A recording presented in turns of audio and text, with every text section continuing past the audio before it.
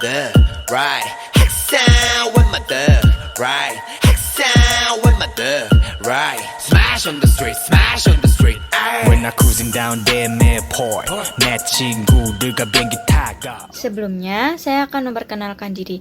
Nama saya Yustin Marbelia Astuti, nomor induk mahasiswa 51242100010 dengan mata kuliah Antropologi dan Sosiologi dengan dosen pengampu Ibu Sri Rahayu. Latar belakangnya adalah Indonesia, sebuah negara kepulauan dengan ribuan etnis dan budaya, memiliki warisan kekayaan praktik kesehatan tradisional yang telah diwariskan secara temurun-temurun. Dari jamu dan akupuntur hingga praktik penyembuhan spiritual oleh dukun atau tabib, sistem pengobatan lokal ini hidup berdampingan dengan pelayanan kesehatan modern yang berbasis biomedis. Poin kedua, yaitu deskripsi budaya atau kebiasaan kesehatan masyarakat.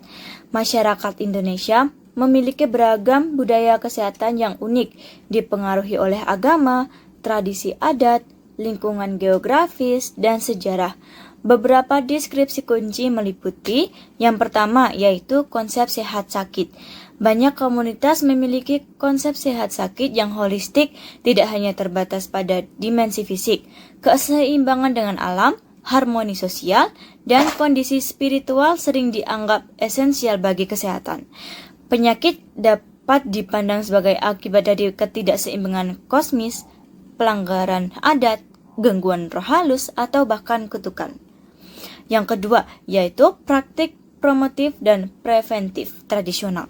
Sebelum sakit, masyarakat sering melakukan upaya preventif seperti mengkonsumsi jamu dan herbal untuk menjaga daya tahan tubuh, melakukan ritual keselamatan, atau menjaga pantangan makanan tertentu.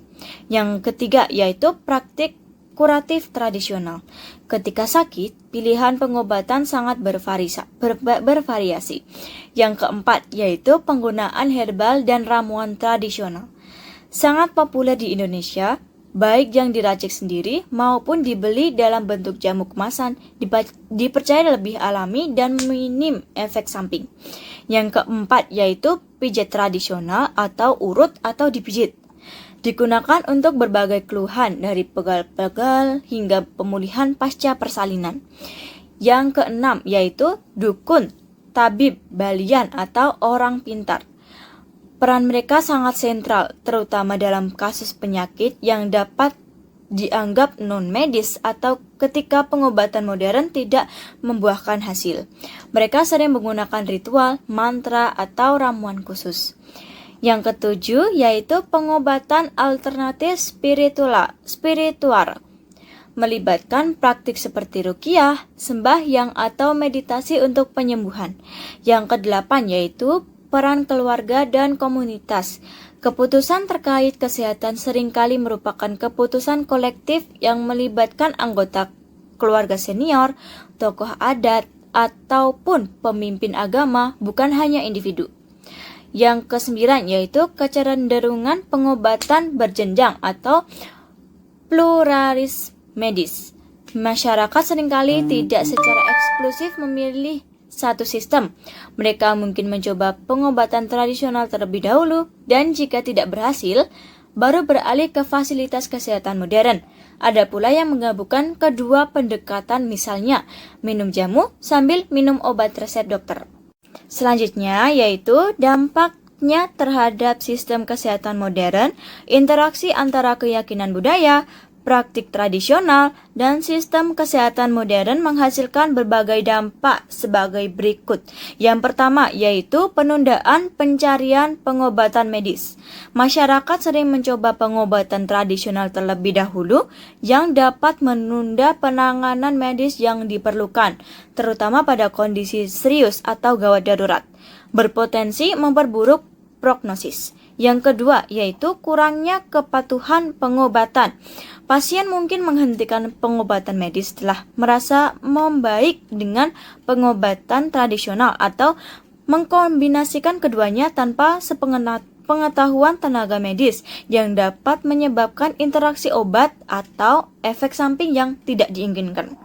Yang ketiga yaitu tantangan komunikasi. Perbedaan pandangan tentang penyakit dan pengobatan dapat menciptakan hambatan komunikasi antara pasien dan tenaga kesehatan. Dokter mungkin kesulitan memahami perspektif pasien kental dengan budaya.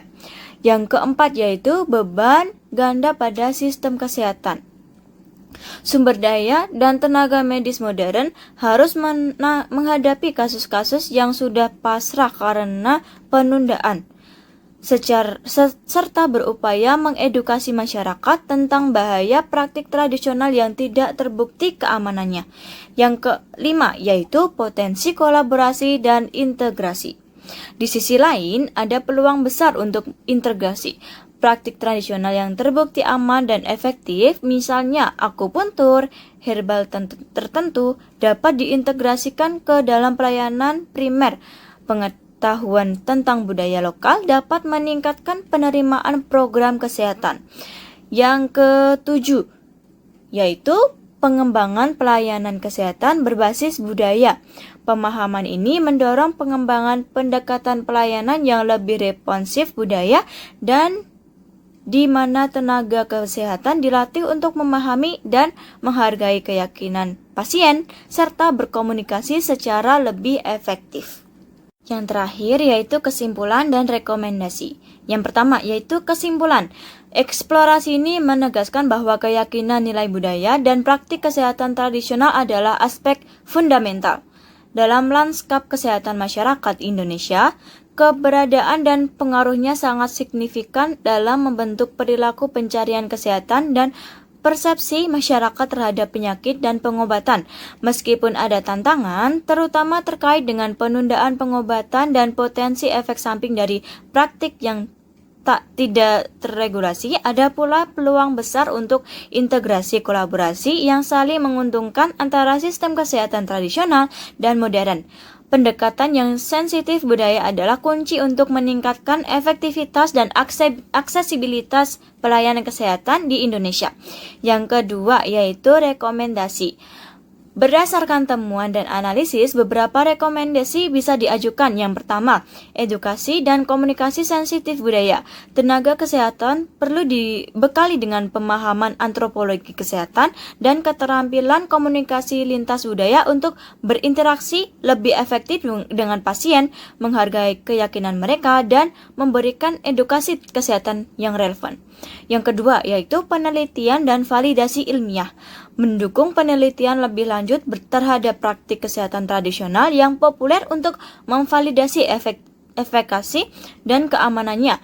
Hasil penelitian dapat menjadi dasar bagi regulasi dan pengembangan produk herbal yang aman dan berkualitas. Yang ketiga yaitu pengembangan kebijakan integrasi. Pemerintah perlu merumuskan kebijakan yang jelas untuk integrasikan praktik kesehatan tradisional yang terbukti aman dan efektif ke dalam sistem pelayanan kesehatan modern, terutama di fasilitas pelayanan kesehatan primer. Ini bisa mencakup paduan praktik, kurikulum, pendidikan, dan mekanisme rujukan. Yang keempat yaitu kolaborasi antar praktisi, mendorong dialog dan kolaborasi antara praktisi dan kesehatan modern dan praktisi kesehatan tradisional yang memiliki kredibilitas untuk saling belajar dan mengidentifikasi area sinergi demi kepentingan pasien. Yang kelima yaitu pemberdayaan masyarakat. Mengedukasi masyarakat tentang pentingnya mencari pengobatan medis untuk kondisi tertentu, sambil tetap menghargai dan melestarikan praktik tradisional yang aman dan bermanfaat.